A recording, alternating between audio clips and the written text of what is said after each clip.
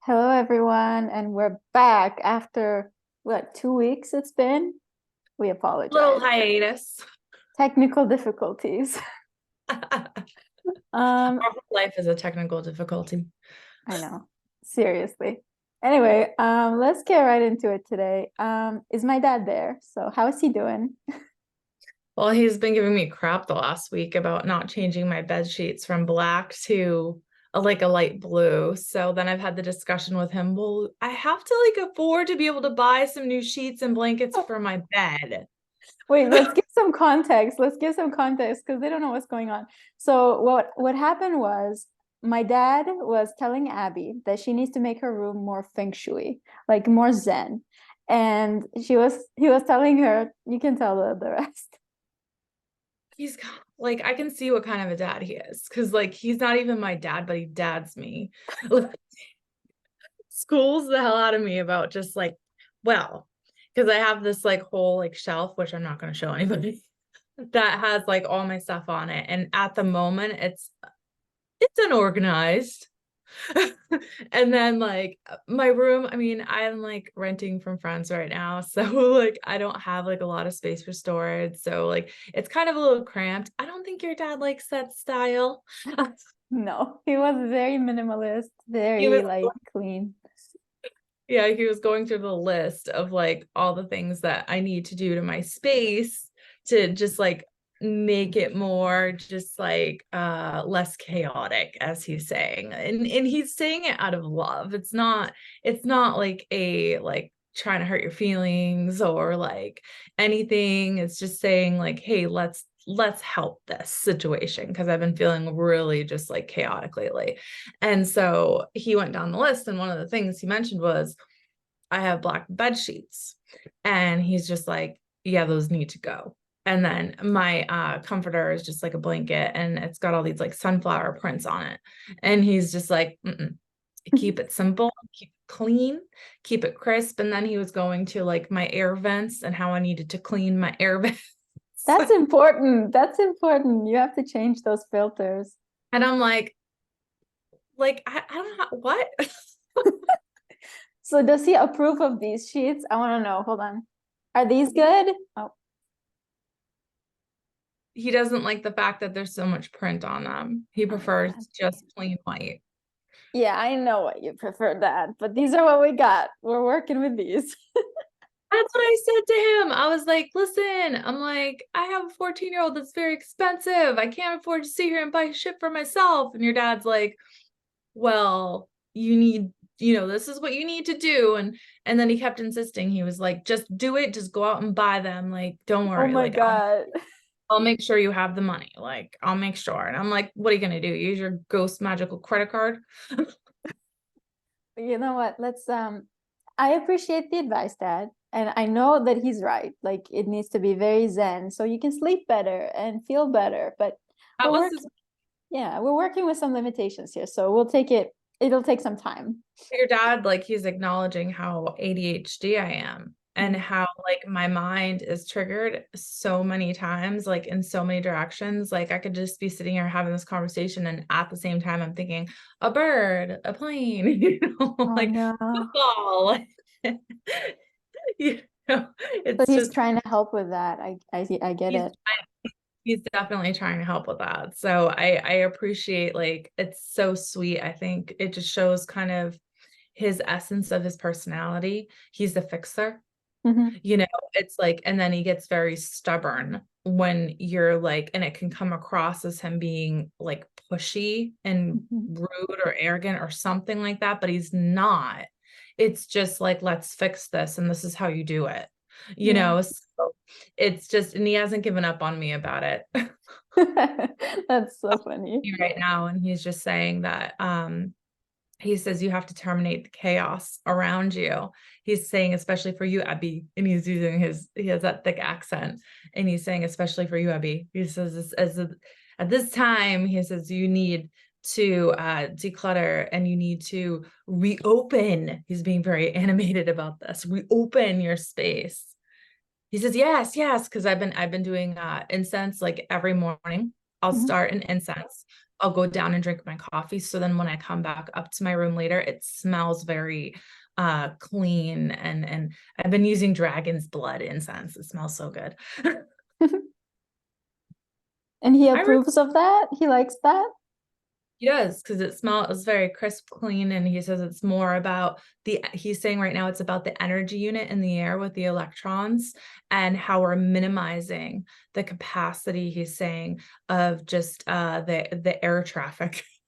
He's using simpler words for me today, so I appreciate that. Nice. Saying I the have air traffic control is what he's saying. air traffic control. I have a question, and this is more of a curiosity I've been having for the past 2 weeks. How do they see us from that realm? Like, how clearly can they see us from the other side? He's giving me a visual right now. And the interesting thing about the visual that I'm seeing is a lot more lines. And I don't know how to describe that other than like our beings, ourselves, and our objects, or he's saying, or I'm just repeating what he's saying. He's saying they're very dense objects.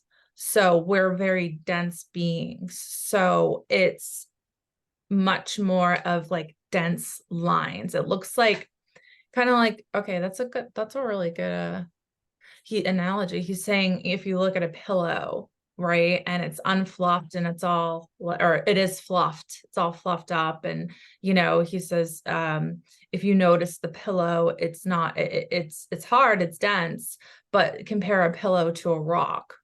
He says that's kind of a visually there of what it's like for spirit when they're looking at us, is how dense our beings are physically and our objects and our space are. So it's not just even about the clutteredness. It's about the density and what that's doing to the quality of the air. So it makes sense, I guess, because the more objects you have, the more dust you have, right? And the more True. dust you have, the more allergies you can have. And the more Okay, so the more dust you have in the air, it's all floating, right? So he can see that. And then he's bringing up, we are very dense, a lot of lines. It's almost like we're looking to them very like heavy, very I don't want to say like puppets because that's the wrong word to use, but it's just kind of they're light beings. Okay, so their physical energy is light. All right. So once they start to lose that humanness away from them, they don't feel the need to see their fingers. He can see his fingers. If he wants to create that in his mind, he can see his hands. He's showing me his hands right now. He can show me his feet. He can create that. But for us, it's like almost like wax figures, and he's saying that's part of when you cross over, how much you tend to not care so much about your physical and leaving it behind, because it really becomes an object, and that object is not the essence of you, he's saying. So what is the essence of you? And he's asking that question. He wants to know what you think, Sadie. He's putting you on the What hot seat. I think. What Well, you I I think that the only way I can perceive who I am is through feeling and emotion, because I think that whenever I attach my identity to thoughts or anything I can think, it's too limited. But I can feel my spirit, and it's like the only consistent throughout my life. That's how I would describe it. Oh, that's very good. It's way better than I could do. Really? Did Oh, I get an okay. A? Did I get an A plus? Because you get an A, actually. You just channeled him. He said A plus, and then you said A plus. That was cool. I was really, you're a medium. Oh no. We don't know. It's cool. Except for when it's not cool. Mm, When Well, you're a medium, you do too much. I was actually I was asking how clearly they can see us, because I'm curious, like, if he can see, for example, what happened to his guitar after he died. Like, does he know? Does he know what I'm doing? throughout my day, or like, does he know It, what's going on? no, okay, so yeah, he knows what's going on. He pays attention to it. He's there. Um, this is a really big concept, but we're going to talk about it anyway. Okay. Let's dive So in. we're going to dive in. So a spirit, he's starting from the beginning. So he's saying when it's born, as in when you leave your physical. Okay. You then begin to realize he's saying that you can break yourself off. And it doesn't come at first to think that. It's like all these experiences happen. Like you'll be here, you'll be there, you'll be here, you'll be there. You can see two people at once. And then he says there's guides and family members that explain it to you, you know, which is interesting to me because I feel like I would think that everything is all knowing, right? Like as soon as you pass, you're just like, I know everything.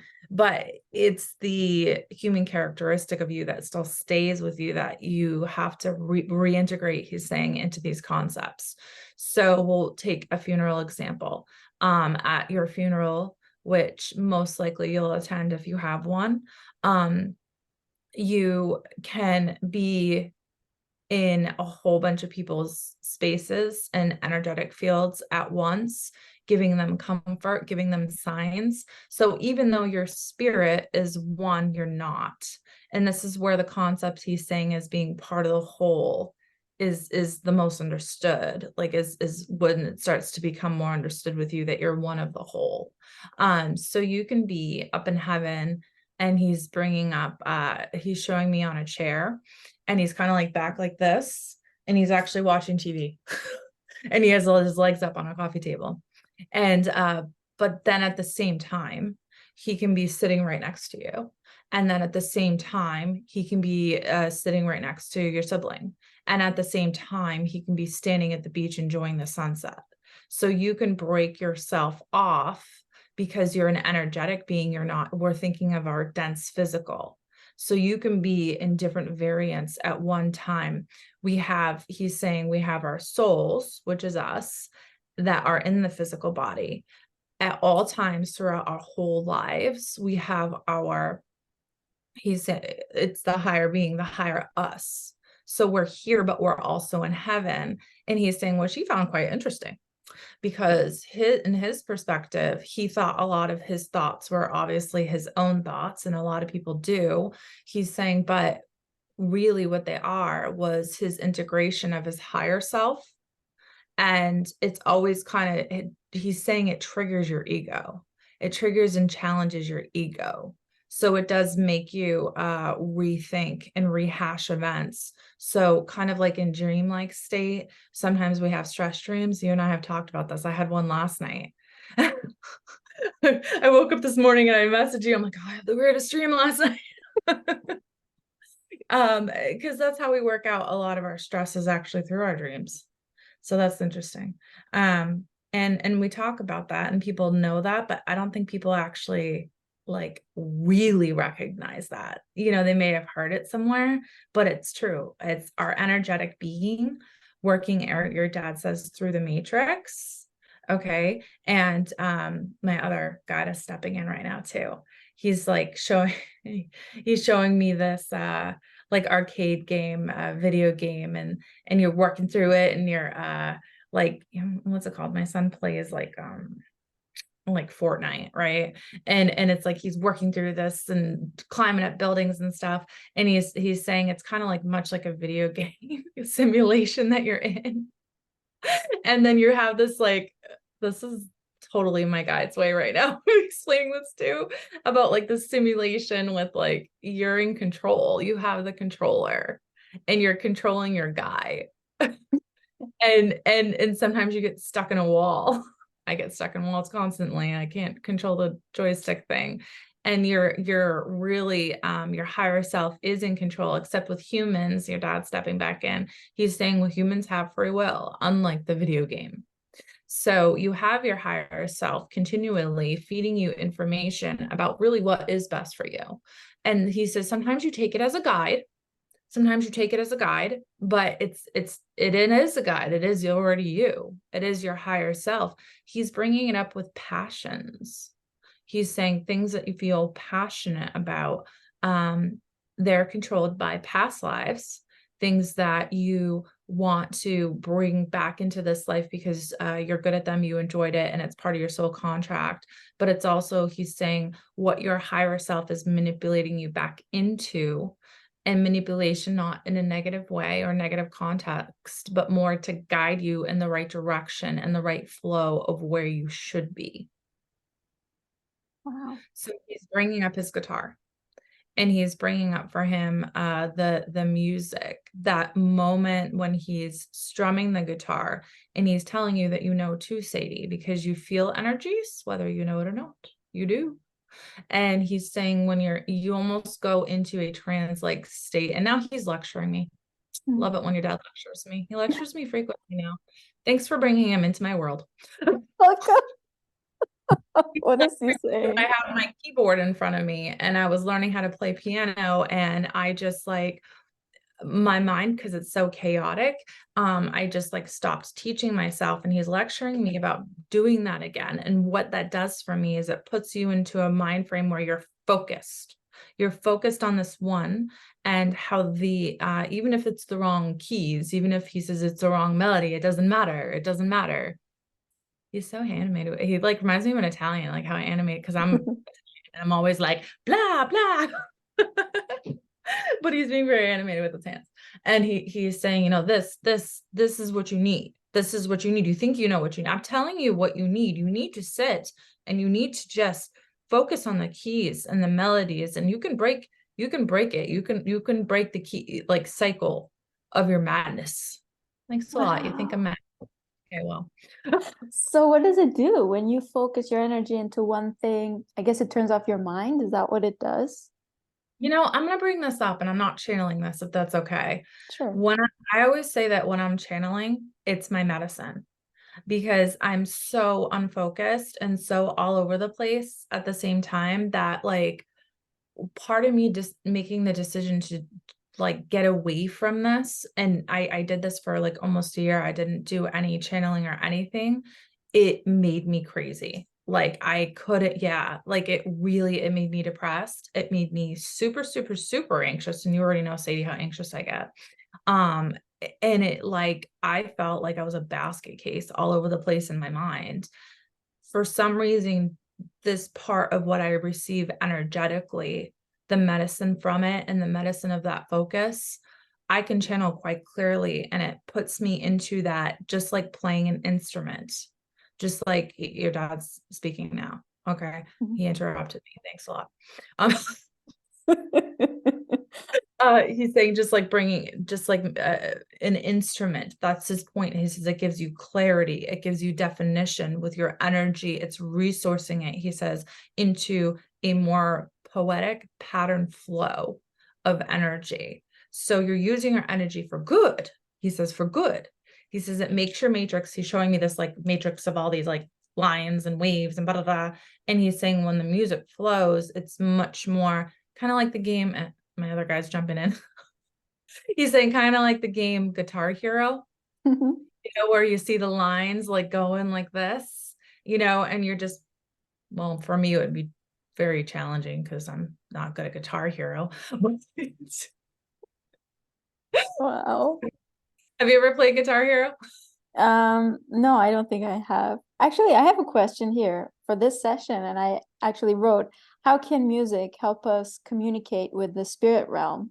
If it can almost help us like channel the spirit realm, if he Can wants I to. tell you how ironic that was that I just talked about music that whole time and that was your next question and I didn't know?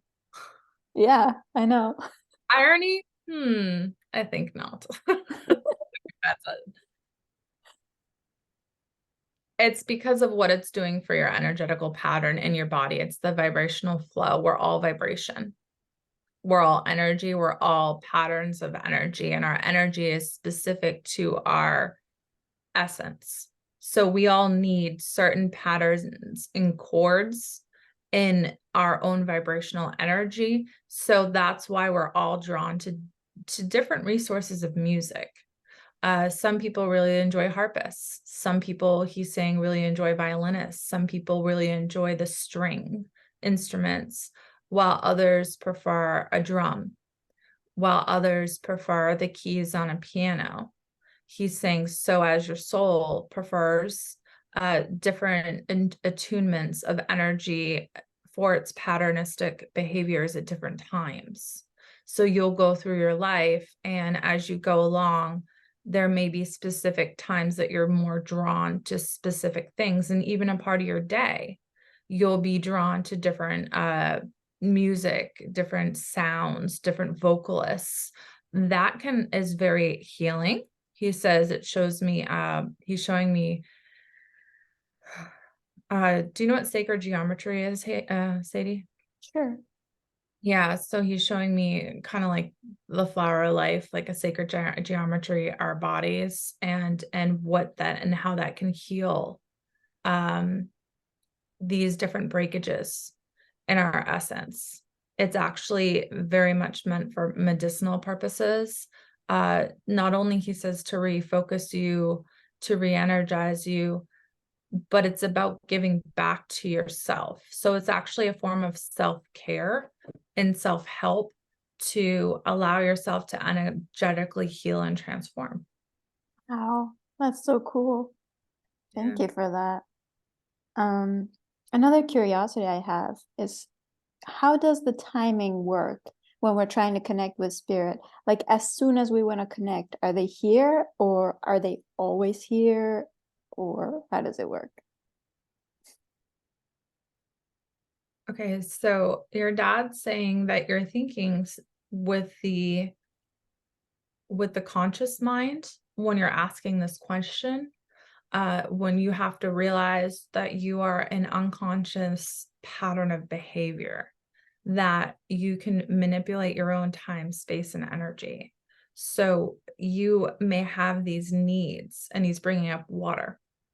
For example, you may be thirsty, but you're interpreting it as you're hungry, but really what you need is water. And I know I've heard this before, just from like different fitness people, but it's true, he says, that sometimes what we recognize as what we need may not be what we need. And what our energetic being is sensing is not always in pattern with what our mind is grappling with, what it senses needs. So I don't think he's answering the question here. I'm just kind of like, Yeah, I was wondering, but go ahead. It's I'm just interesting. channeling what he's saying. And every time I think I'm in control, I get reminded again how out of control I am of what they say. Mhm. And sometimes they answer questions perfectly, and sometimes they go off a little bit more. But yes, we are given cues and we're given suggestions in our unconscious, and then we think that they're our own thoughts when they're not our own thoughts once it gets to the conscious. So, Oh. but it's actually our unconscious that's pushing our conscious to do something for us that we need. So Thank you. is it like in the moment I feel like I want to connect to him? Is it more like he's actually stepping in and I'm feeling him, and that's why I think of him in that moment? Is that how it works? Correct.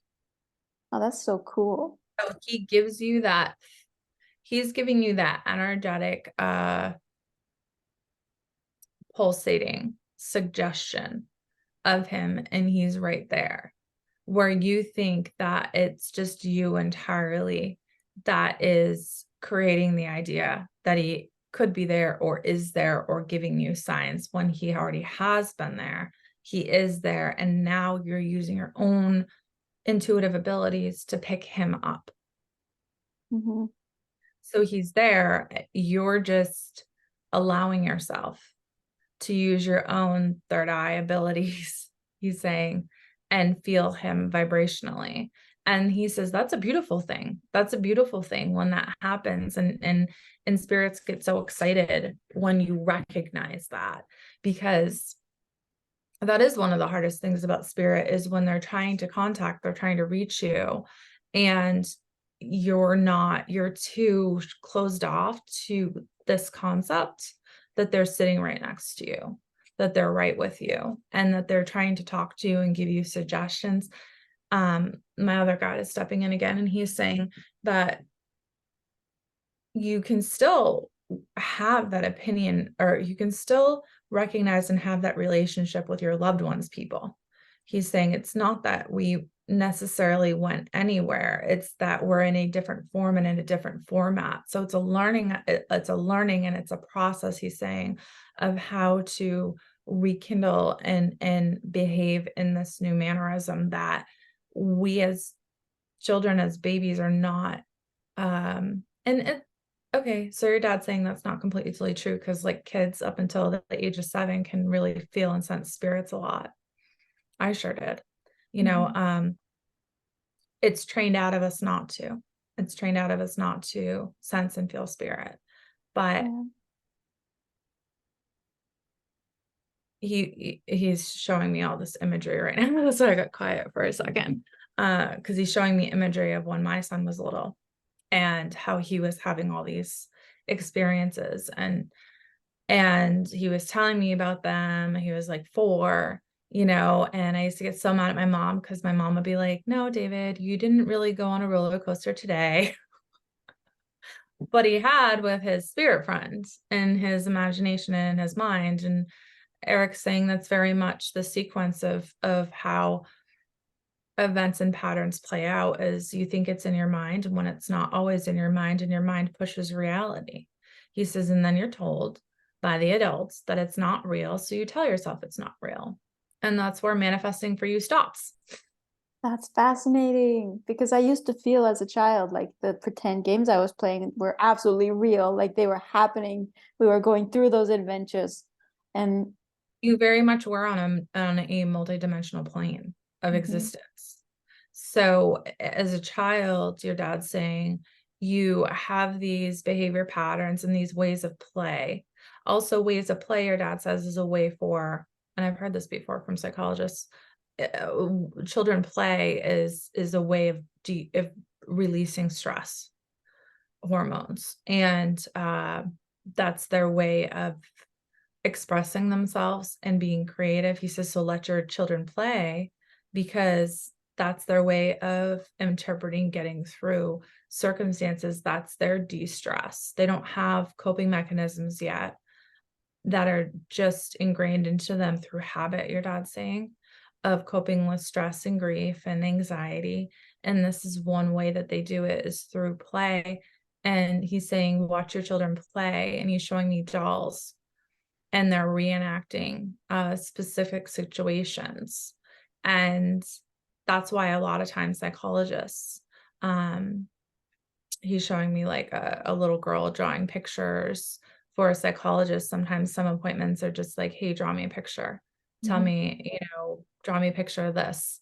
And they do, and it comes out in their own unique way, because it's showing an imagery of how they're expressing themselves emotionally. And what they're going through, and what colors they choose, where they're putting things in the picture. It says a lot, and that's in basic psychology, your dad's saying. They teach you that. Just going back to what we were talking about before, I want to ask. So we're trying to communicate with our loved ones, right? They're in spirit form. And is it like a theater production where we're on stage and they're backstage, and like they can see us and we can't see them? Is it kind of like that?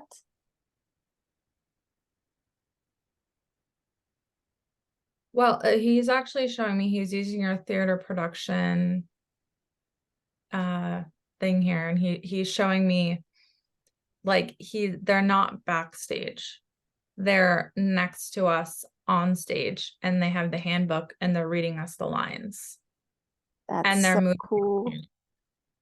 So it's much more than just they're backstage or they're directing it. He says that's a common misperception, that they're somewhere other than here, because they are here and they are always giving us guidance. He says, now you can not listen to my lines and make up your own impromptu version of your lines, and it can still come out really great. It doesn't have to come out how we tell you to come out for it to still come out good. And that's where free will and choice come in. But it's only in your best interest and your best direction to hear your inner voice and hear your inner self, hear the you that is here and hear the you that is up there, because we're all eternal souls that exist up in heaven, exist up in God and source energy that is absolutely manipulating who we come across in our lives. And why? Because even though we're here, we're also there. Our souls are not just dense beings. Our souls are energy, and energy can recreate itself and reprocesses itself. And he says that's how we move with you making different courses of decisions that can affect us. As in, we want to help you, we want to guide you. And this is ironic because actually I just did a session with a client yesterday, and her whole family was like there. And all of our family members were showing me what they do for their family members. And they do what they always did, which is they sit down and they're playing cards at a kitchen table, right? And our family, when they were playing these cards and playing out what they enjoy doing in spirit form, which is very much similar to what they did in life, they discuss their family members, and they discuss how they're going to help them individually and what's happening with them. It's not so much about, like, my guide right here is jumping forward, and he's saying it's not so much about being secretive and trying to catch you doing things that you're embarrassed about, like using the bathroom or taking a shower. It's not about that. He says, because you have this as a soul being, very big understanding that you're human and these are your natural human traits. You know, we can access you better. You're just saying, if you are in a momentum of a more authentic version of yourself, a more peaceful version of yourself, a more understanding version of yourself, when he's showing me in my vibrational chaos, he's saying it's harder to reach you, it's harder to tell you, it's harder to talk to you. He's saying because you're in that state of ego that you're not open to the idea of listening and wanting it. That's so true also for like people with ADHD with their living loved ones. Like I know with P, my partner, she has ADHD, and I feel like I can't talk to her because she has so many things in her head. She's not able to receive what I'm saying. It is like that, huh? Actually, this brings me to a conversation that I've had with my son recently. He's so funny. He's so candid because he just got in trouble at school for like back talking to a teacher, right? Bad boy. And he said to me, he says, "Mom, but I just can't help it. I have these thoughts come into my head and I have to just say them and I can't control it." And I'm like, yeah, but you have to, because it makes the other person think they're being disrespected if you're not listening. I'm like, part of the trick of life is listening. And that's what I told him. And how honestly true is that, not just for kids, but for adults, right? Like, Yeah. it's not so much about your opinion. It's about taking other people's information, recognizing it, and then putting something together that honestly you need to feel. Your dad is saying you need to feel. That spirit communication is allowing yourself to feel. And people have these boundaries, he's saying, set up around us for all different reasons. That he says, you think your opinion is more important, you think your cause is more important, are you really listening to what I'm saying? Do you even want to listen to what I'm saying? He says, that's not my choice, that's your choice. So really, it's allowing your own ego to bring down those walls enough to recognize that every human being is the same. We all are entitled to our voices and our opinions, including our own voice and an opinion. However, he's saying, he says, you think people are put into your way to be in your way, when really it's not like that. He says it's we're being put into your way because that person's supposed to tell you exactly what you need to hear to get you through that moment. And that's why sometimes, like, through the course of your life, he's saying you're closer with certain people than other people because maybe at that time energetically you match more with that person on some level, that they're going to be able to say something to actually have you listen. And maybe it's not even their own thoughts. Maybe it's because their vibration is better. This is interesting, because their vibration is better than yours. And so the spirit that's trying to communicate with you, your own guide, maybe, is able to connect with them easier because they're maybe more grounded. So they're going to say something that's going to then trigger you and actually get you to listen. So, but then he's also bringing, it is important also to recognize your own personal boundaries and barriers, because they're not all there for bad. There is a lot of good boundaries and barriers to have, because just as much as we have positive beings of enlightenment and love, which this is something I never like to talk about ever, but it's true. There are these shades of gray that go all the way to black that can influence our behavior patterns and make us think certain ways, because that's where we're at vibrationally, or the people we're around vibrationally. And so he's saying that's why it's so you have to be so careful and picky about who you choose to have in your energetic pattern around you, because they can influence you.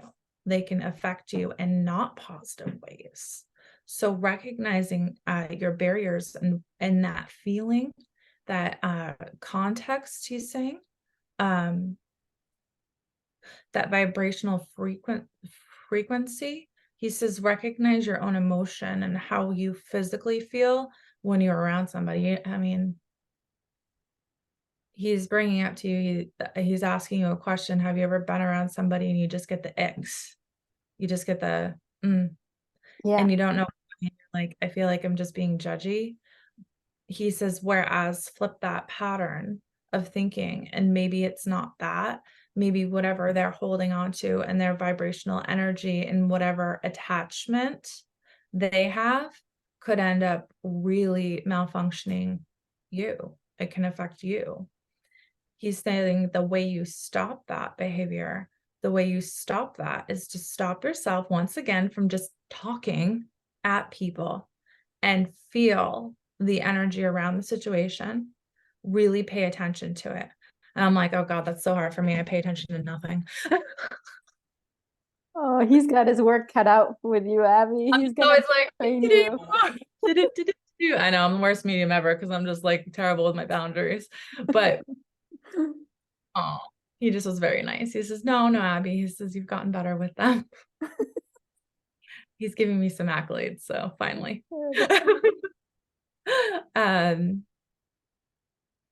There are certain beings of people, right, that have innate abilities to have he's saying voice transmission. So we have, you're gonna love this, girl. This is gonna be your favorite right now, what you're about to hear. We have, right, we really do have actually like ET DNA.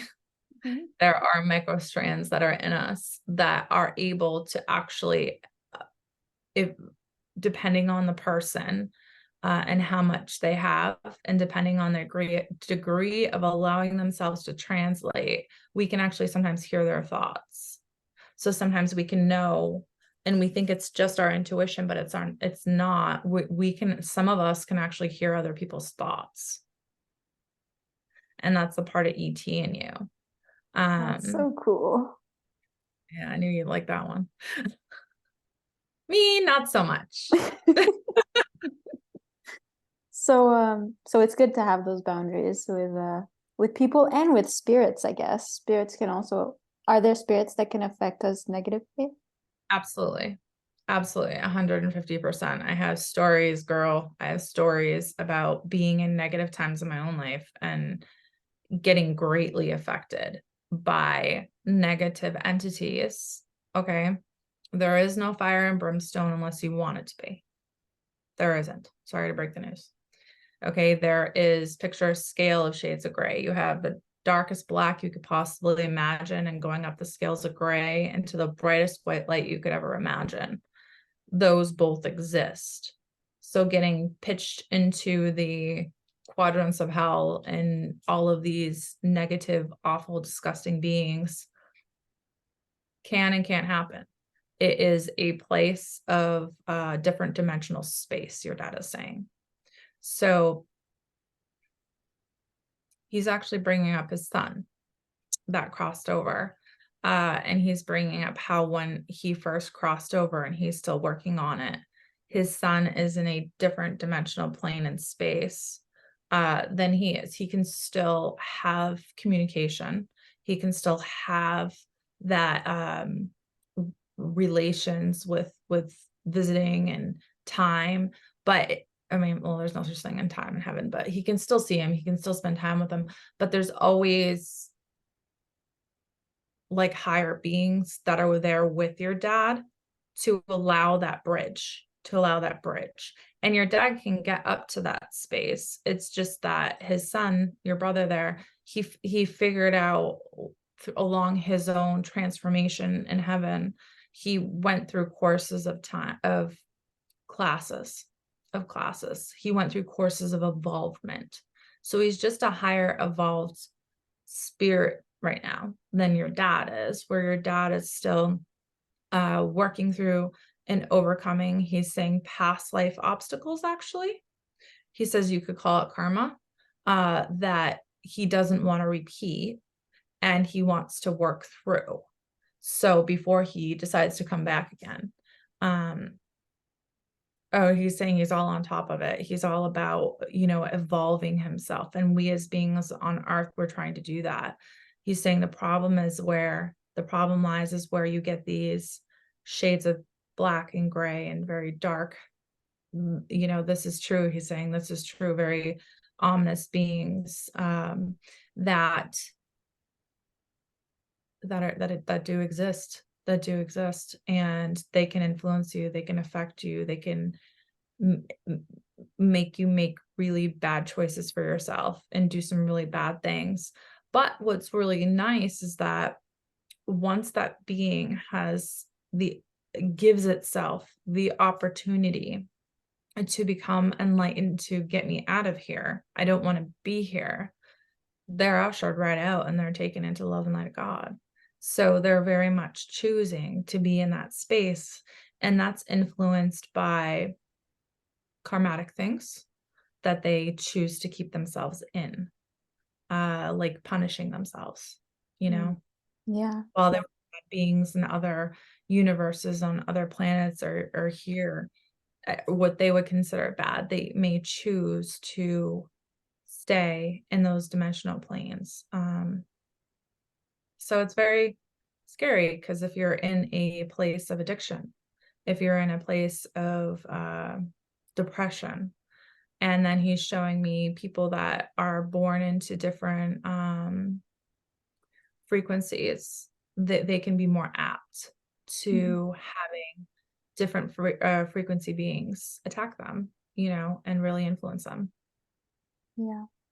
Actually, I was experiencing that when I was young. I would have these horrendous nightmares consistently, and I think, interacting with very bad spirits. But then it got better. I think they took me to an energy healer or something. I don't remember. And it got better. So it's very much your own free will and recognizing it. Once you can recognize these patterns as not being your true essence and your true authenticity, he's saying, of who you are and what you are, it's easier to connect the vibrational patterns to change and evolve the sequence of it, to move these beings on. I know, like, this isn't your dad, this is Abbie. okay. Like, I know that there's been a lot of times where I ask my archangels to come in. I ask Archangel Michael and Archangel Raphael to come in, and I literally picture them ushering a being up into the light and love and heaven. Like, I picture that. I have this mind's eye where I'm watching them be like, oh no, you don't. And they're ushering this being up into the light and Lord in heaven. And lots of people that like, we'll give an example of third dimensional beings, which are ghosts, right? uh it's a ego thing. It's a stubborn characteristic that they're worried, they're scared, they aren't ready to go yet up to wherever because they're afraid of their consequences, where specific archangels will come in as soon as they ask for help, or there's light workers that exist on this planet that were like beacons of light, and they're attracted to our light, and they'll try and communicate with us, which can be very scary because I'm a big pansy over here. But it's really, you don't want your loved ones or anybody to be stuck. And sometimes they're not like thinking badly, they just don't know. It's like I had a 7-year-old little boy once that was stuck, and it was because he just wanted to play with his trains and hang out, and where's mom and dad? It's like he didn't, something about his spirit being, and that can be actually a soul contract too. Yeah. They can have a soul contract where they are going to just hang out for a little while as third dimensional beings. And it's not usually places that are haunted, it's actually people. And Interesting, huh? yeah, how do they connect with us? Like, what are the signs from our loved ones that we can get if we aren't psychic? So, we can't hear them like you do. But Well, even for me, right? Because let's say I'll use my Nana as an example. The day that she passed, I had this really overwhelming, beautiful, beautiful psychic experience, mediumship experience. And it was the most highest loving frequency I've ever felt probably in my whole life. She passed when I was 19 and I'm 41 now. And I still remember that day and that feeling and seeing these imageries, and it was amazing. Since then, I haven't gotten a freaking feather. I haven't gotten wow. her name. I haven't got, like anything. I haven't connected with her, like nada. Why? Yeah. Well, because she hasn't needed to. Oh. That's what my guys are saying. She hasn't felt the need to. I did just last week, or the week before, connect with my other grandmother who passed when I was 9. That was the first time that she also connected with me. We're talking, I've done over 500 sessions the last 3 years, clients. I've connected a lot of people to other people, but even my people, I have a hard time recognizing the signs, and they come out in all different ways. Usually when I'm listening to my guide right now. Usually when you spot something and then you have the thought of that person, then that is the connection. So, an example, one of my favorite aunts that passed away, and she was really into Native American culture. And after she passed, I was going through this really, really tough time. And I kept seeing feathers everywhere. And it always happened when I was thinking a thought about moving my life forward and what direction I was going to move it to and what decision I was going to make. And then I started to pick up on and recognizing this cue that as soon as I started to think in a certain direction, I would see a feather. So it was like almost like a line of breadcrumbs, this is the direction. You're right. You're on the right track here. Move it to that direction. The morning that my stepdaughter passed away, I was sitting in my car, and this cardinal flew right on the fence in front of my car as I was warming up my car to leave for the day. And I went, oh, that's nice, a cardinal. And then I thought Danny, who was Dakota's mom. And I literally was said out loud, like, oh, hi, Danny, and then another cardinal flew right next to her. And all I could think was, oh, cool, 2 cardinals. Little did I know that Dakota had passed away and she Oh. was gone. And I left early that morning and nobody had known that she passed away during the night. So that was Danny's way of showing me I have Dakota. So you'll see different signs. My mom gets dimes. She'll find dimes everywhere. And that's her sign that she recognizes that that's my grandmother just saying hello, communicating with her, letting her know she's there.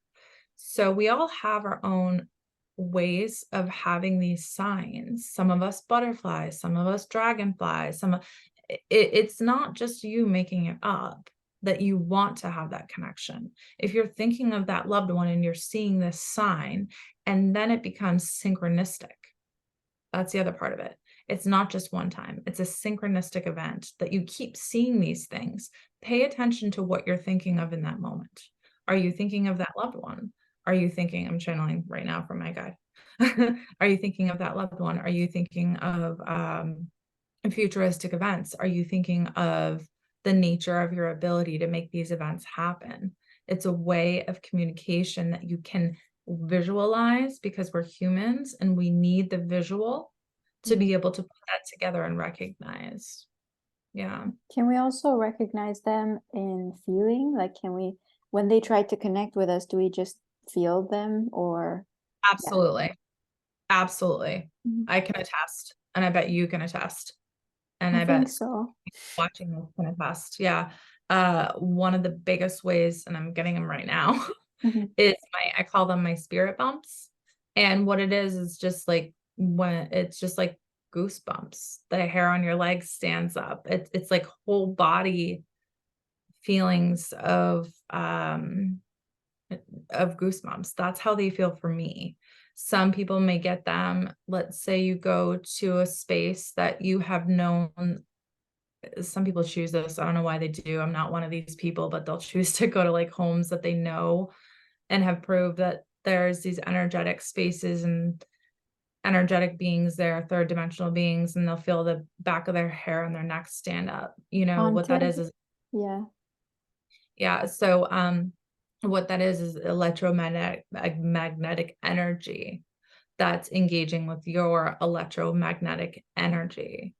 So you're feeling that spirit vibration, you're feeling it. And it can be a really beautiful thing when you're engaging, for me as a medium with a client, right? And you're like, gee, I hope what I said is appropriate and right. And all of a sudden I get these full body feelings of my spirit bumps. And even if they're like, no, that's not accurate, I'm like, no, it is. It is. Look into it. And I know. when we think of like a song randomly, sometimes it happens, it just gets into your head and you weren't thinking about it. Is it like a message from them? Yes, absolutely. This has happened to me and so many people so many times. And that's when you pay attention. You pay attention to the song, you play it, you pay attention to the words, or you also, my guide is saying, pay attention to the moments that you remember hearing that song and what was going on in the environment around you. So it's not always, my guide is saying, necessarily just the song itself. It is either what was happening and what reminds you of that song. Yeah. Your dad is reminding me that music, it brings you into a time period and into something that was happening. So for instance, when I hear Jimmy Buffett, I always think about when I worked on the beach, and I used to bartend and waitress for like 18 years, and so whenever I hear that music, it brings me back to those memories and that time and that emotional space I was in. And I'm sure you can say that too, right, Sadie? Like when you hear certain songs. Yeah, in fact, I've been having this experience with a specific James Taylor song, and I don't remember when I heard it first. I don't know if my dad was the one who wanted me to sing it, or if he was singing it, or if he made me listen to it. I have no idea. But I recently rediscovered it, and I couldn't stop crying. Like every time I would hear it, I couldn't stop crying. And then after maybe 15 times listening to it, now I don't feel like crying anymore. It's weird. Like, I guess it's me processing my grief or something like that. I don't know. Actually, you're very correct. You're very correct about that. It has something to do with the bond that you do feel that you feel like you lost. And it's a way of fixing, because it's all energy, we're all energy. It's a way of healing that trauma. It's a way of healing that bond. It's a way of still having connection. But there's also messages to it that I guess are very intricate, he says. And it sounds kind of riddly to me. He says it's very much about his feelings. So I don't know what song it is. Do you want to share? Yeah, I actually don't remember the title. Let me I don't remember. yeah, Yeah. I have a bad Um, memory. It's called Oh, You Can Close Your Eyes by James Taylor. hmm. Anyway, another thing I was wondering is how can we thin the veil, so to speak, like so we can feel them more on the other side and connect with them more and with our higher selves as well. He's saying your dad's saying you have to be open to it first off. That's the first step, is getting out of your own way, getting out of your own stubbornness. And he had a hard time with that in his lifetime, was getting out of his own way um, to feel the veil. It's not okay. So over the decades and thousands of years in history, actually it is true, I guess. Right now the veil is much thinner than it has been in the course of time. That's interesting. I was I did hear wondering that. why, like sorry, I'm just gonna interrupt you for a second, but I was wondering if that's the reason why we can't sleep as well. Like I used to be able to sleep better and now I can't sleep as well. Is it connected? There's also things in the air now, in the air quality, that do affect the ozone layer, that does exist, as do our aura, our energetic auras around us, okay, which is all electromagnetic energy. So that's a little bit different because it's being infected by the environment. Mm. So where the environment is affected so much, it really does affect the veil and the thinning of that veil. Um, he's talking about something that produces patterns here. Uh, and I'm asking him a question if that's okay. Yeah, I'm yeah. asking like if in history, like this is in just the evolution of Earth, like we're speaking of Earth specifically, has this ever happened before that the veil has gotten as thin as it is? And he says, no, my dear. No. He said, he says it is an awakening time. And I've heard this like on so many TikToks and stuff, and I'm always like, is it though? Like question. And your dad's like, yeah, it really is. It's an awakening time, just as the evolution of science evolves. He's saying just as the evolution of religion evolved in its own societal time, he's saying this is our awakening in general, for the population, to acknowledge not just our self being, but our energetic space and being. So it doesn't matter what religion you're in, my other guide is saying. It doesn't matter what form you practice or you read or you pray. It's still this accumulated awareness that we have as a whole right now with society, that we are. My thoughts can affect your thoughts on the other side of the earth. Isn't that crazy? So we as a whole, okay, our soul beings are all connected. Okay.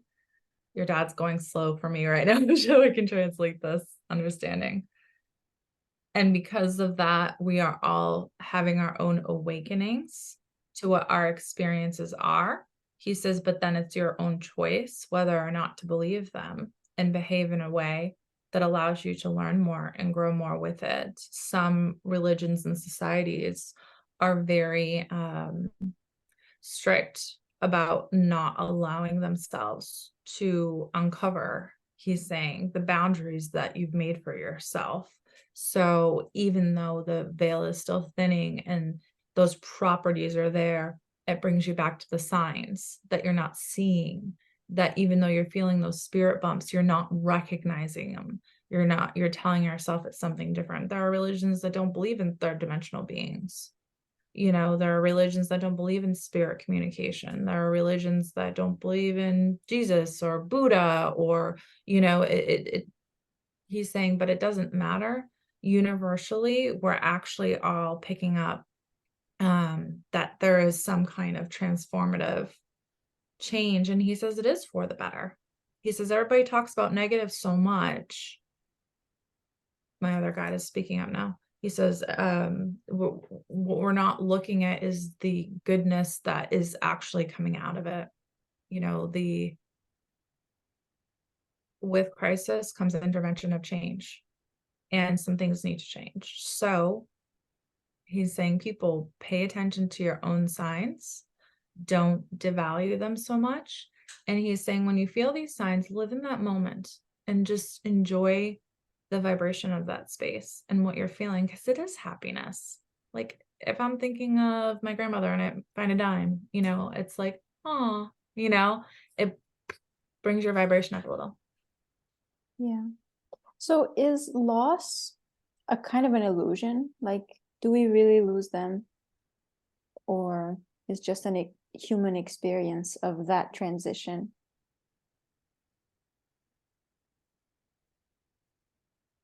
It's a very earthly feeling, which ETs actually have much more down than we do about the loss and what that represents. We have our own ritualistic ways of processing that feeling of losing. And Eric's saying, sorry, Eric Your guide? Yeah. gave my guide away. It's okay. Putting a hood over himself. And now he's saying that it's very the processing of your grief and your symptoms are very much a part of your humanistic way of letting go the physical. And what's hard about this too is that you're facing your own mortality. So it's not just about the person that passes as much as you'll miss them. It's the internalization of this person passed away. And we're all going to, just like we're all born, we're all going to decease. And when you come, it's harder when you're a kid, you know, to really process that, obviously. And for adults and anybody, it's like you lose somebody close to you. And even for mediums, I mean, you know, the escalation of watching somebody pass away, even if they are 95, it's still that you go through every memory you ever had with them and how grateful you were to have that. And is that enough? And I don't want to forget. And I'm not going to hug them again. I'm not going to touch them again. Eric's Eric's saying there's so many factors here that are just like involved with it. But we don't really lose them, right? Like they're literally right there. We just can't. You don't literally lose them, but he's saying as sure as hell makes it harder for you when you can't hug somebody and touch somebody. And they get that. They understand that. And the more grief you're in, the denser your being is. You're in a lower frequency, a low frequency. So it's harder for them to be able to reach you because their frequency is so high and your frequency is down here, right? So it's like you're never going to meet until you're up there. Okay. So you're never going to hit this pattern, but you're up here, they're up here, you're down here. And it's a matter of bringing yours up, then bringing theirs down. Okay. And this is how I always explain it to my clients is there's always a little space here. And that's the misinterpretation space, especially for mediums, because we get these cues and we get these words and we get these things. And it's a matter of, it's not up to me to figure out what these things are, you know, and what these things mean. It's a matter of bringing it to you and hoping that it makes sense. And Eric's saying lots of times that's what we do is we bring things to you, not me, Abbie medium, more like guides, spirit family. They bring things to you and it's a matter of how you're going to interpret it. So if you are an atheist and you believe that there's just dust and you've just passed and that is it, the crossing of your loved one, it's it is an extra decay, they're saying, my guides, about what that does to your morality. It almost makes you kind of angrier. It makes you kind of, because he's saying humans do have this innate ability that they want to know that there's more.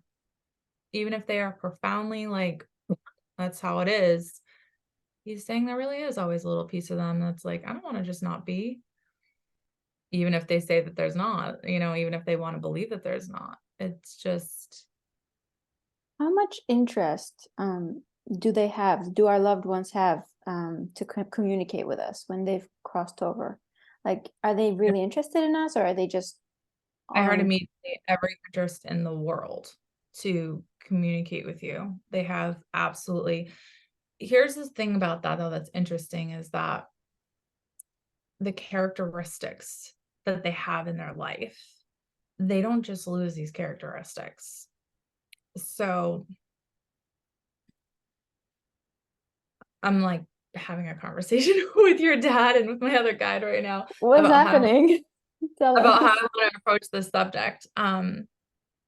So basically, it's really your own ego that's not allowing you to interpret this communication, or not just your own ego, but it is your ego, your dad is saying, because it's like, but they're gone, so that doesn't make sense. The faucet turns on in the bathroom and nobody else is in the house and somebody has to literally unturn it. It's like you try and make sense of these things. You try and debunk them. I do too. I'm like actually a really big skeptic. I will sit there and I'll debunk anything I can. Yeah, because you think you're crazy. You think you're just imagining things, or like you're Yeah, psychotic. yeah. You really do. And sometimes they come on a real strong because that's what you need. That's what you need. You need them to come on real strong. When Dakota's mom passed away, my stepdaughter's mom passed away. She was my best friend in like the whole world. When she crossed, she knew that I was a medium in life and I did this. It made sense that she would immediately come to me. And let me tell you, she came on hard and she came on fast and I was grieving. And now she's like this to me. I literally like had to sit there and sit her on the end of my bed and have a full-blown conversation with her out loud, explaining to her how she was making my physical feel to me, why that isn't going to be helpful for either one of us, and that she needed to cross on to a higher dimensional plane, go into the light, because that's where she is going to help more. And she can't be here in the third dimension and help like she wants to. She needs to be where she can help the most, where she can get the most help to help with the most. Yeah, if they don't believe in this stuff, with spirit communication, if they don't believe in lots of things, an afterlife, if they don't believe, if they're religious in their own sense, it doesn't mean I can't hear them, which is very funny. Is there ever a time though, like when we are imagining it, when it's not them, we're just thinking about them? Or is it always like aligned? That is a good question, and I ask myself that constantly. What does my dad say about that? He's saying reality is your perception. So he's saying if I want to ride a shark and you're picturing me riding a shark, am I riding a shark? Or is it just a multitude of your own combination of thoughts and imagination? And then he says, yes, I'm riding the shark. That's so confusing. I What? am confused how he just explained it. I'm sorry. I think Dad, that was can you simplify? his dry humor. Okay, trying to like be relatable and trying to Uh, explain something, which that wasn't a very good job. Let's try that again. yeah, let's try it again. Because I don't understand this myself.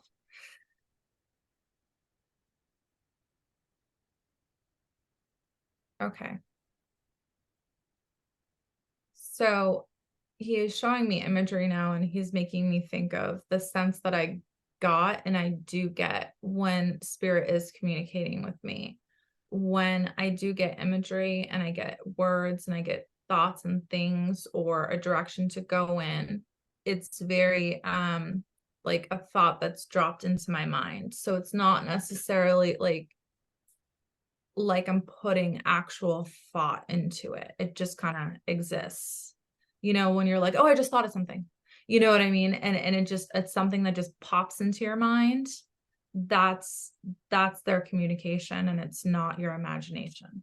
Mhm. Your imagination would be like, he's using the example, picture a house, picture a blue house, picture a window. I want you to, he's testing you, Sadie. Mhm. He says, I want you to describe what you see in the window when you look in the window. I want you to think about it and describe what you're seeing. I just thought of like a cartoon house, like drawn very rudimentary with like purple windows. That's all I saw. He says, now look through the window and picture a table. Mhm. And picture, he says, what color do you want the table to be? He says he wants you to think about it.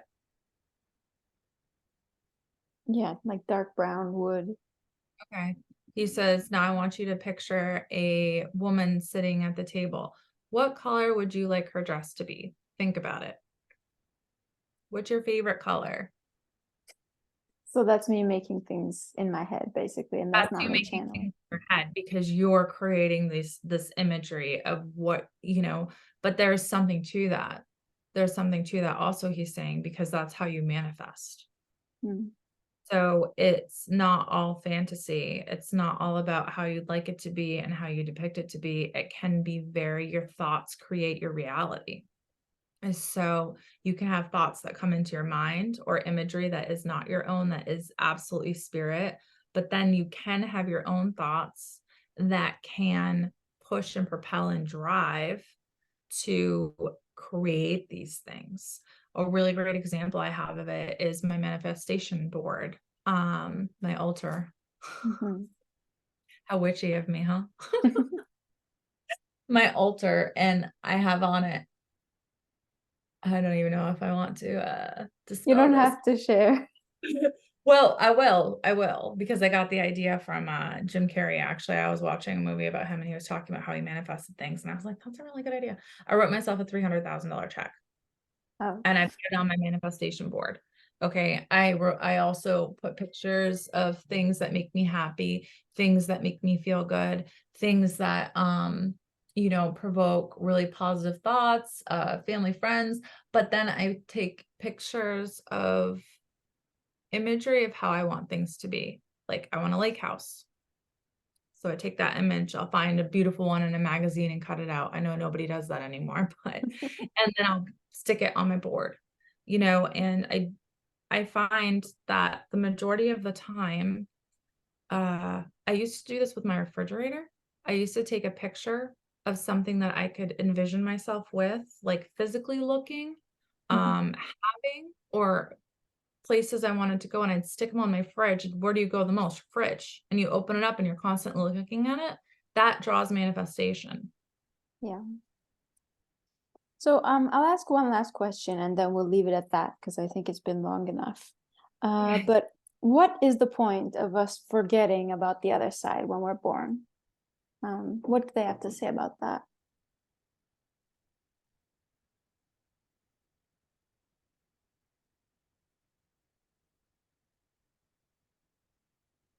And so it's very meant to be, unless it's not in your soul contract, to forget the other side when you're born.